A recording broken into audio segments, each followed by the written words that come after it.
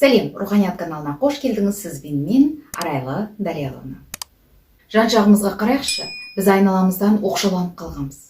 Өз ойымызды да келесі адам түсінетіндей жеткілікті түрде түсіндіре алмаймыз. Тіпті қалай дұрыс сөйлесудің де жөнін білмей жатамыз. Содан терең әңгімелесек дегенде де бір-бірімізге ауыр сызат, жүрегімізге ауыр сөздер айтып қойып жататын кездеріміз де көп болады. Ол барлық жерден көрініс табады.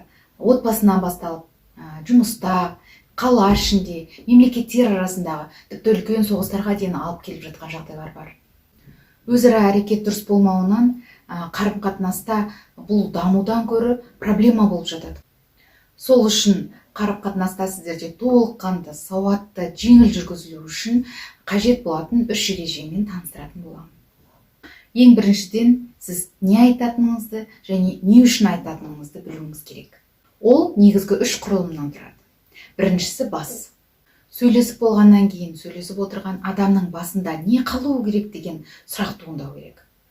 Бұл оңай. Ол үшін сіз алдымен өзіңіздің басыңызда айтамын деген ойыңызды бір сөйлемге сыйдырып көріңіз. Егер де ойыңызда бір сөйлемге сыйдыра алмасаңыз, демек сіздің әлі айтайын деген ойыңыз жинақталмаған.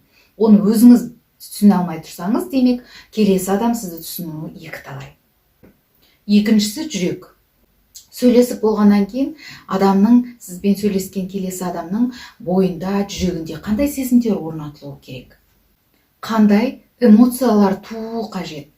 Мотивация, шабыттану, ойлану сезімдер ме, жоқ әлде ұялу, намыстану, төмендеу сияқты сезімдер ме? Біреумен сөйлеспес бұрын алдымен сол адамның эмоциясына жауапты екеніңізді ұмытпаңыз. Оған өте сезімталдылықпен қарауыңыз қажет.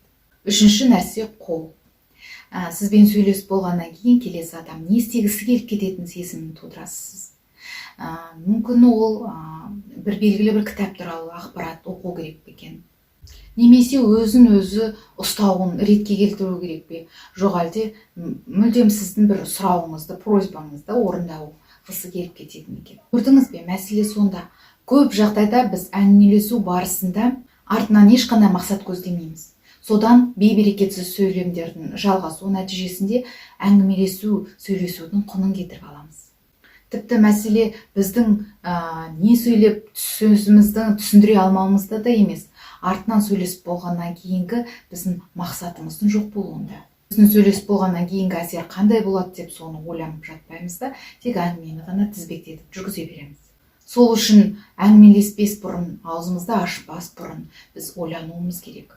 Ең алдымен біз сөйлесіп болғаннан кейін келесі адамға басына қандай ой саламыз, одан кейін қандай эмоциялар, қандай сезімдер тудырамыз. Және үшінші, қандай қалау, не жасауға деген түртпек қалдыратынымызды да ойланып алуымыз керек. Екіншіден, сөйлесіп отыратын бізде орын мен нақты уақытты белгілеуімізде. Біздің көбіміздің қателігіміз, біз сөйлесуді өзінен өзі жүргізіле беретін дүние ретінде қараймыз. Және сол себеппен басқа әрекеттермен біріктіріп жүргізе береміз. Мысалы, біз математика сабағын қарайтын кезде, біз шай ішіп отырып, тамақ ішіп отырып, формулаларды үйреніп жатпаймыз ғой. Оған арнайы орын мен арнайы уақытты белгілеп бөлеміз. Ал енді ойланып көріңізші, біздің жанымыз, ой пікіріміз, біздің сезімдеріміз, мұның барлығы математикалық формулалардан кем болып тұрғаны ма? Жарайды, математиканы белгілі бір формулаға салып есепті шығаруға болады. Ал жан дүниесі барлық адамда бірдей емес қой.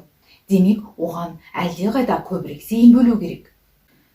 Яғни сөйлеу ерекшелігіне мән беру арқылы біз деген нақты орын мен нақты уақытын белгілеп отырып сөйлесетін болсақ, ол әлдеқайда жұғымды және сіңімді болады.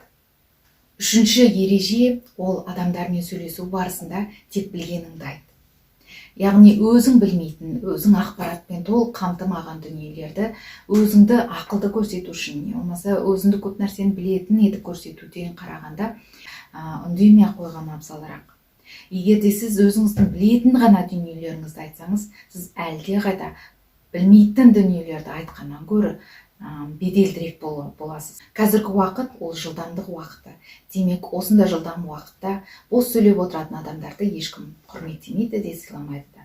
олай болса сіз өзіңіздің білетін ғана дүниелеріңізді сонымен белгілі бір әңгімелесу барысында ойды айту үшін сіздің арнайы өзіңіздің ойыңыз болу керек. Және де нақты не айтып жатқаныңызды да өзіңіз білуіңіз керек. Айтып болғаннан кейін де белгілі әсер қалатындай, эффективті болатындай нақты мақсатыңыз да болу керек. Осы үш ережелерін дұрыс қарым-қатынасқа түсуге, жеңіл қарым-қатынасқа түсуге болсады деп сенемін. Олай болса, эффективті қарым-қатынасты ұстаныңыздар. Құрметпен, Арайлы Дарияловна.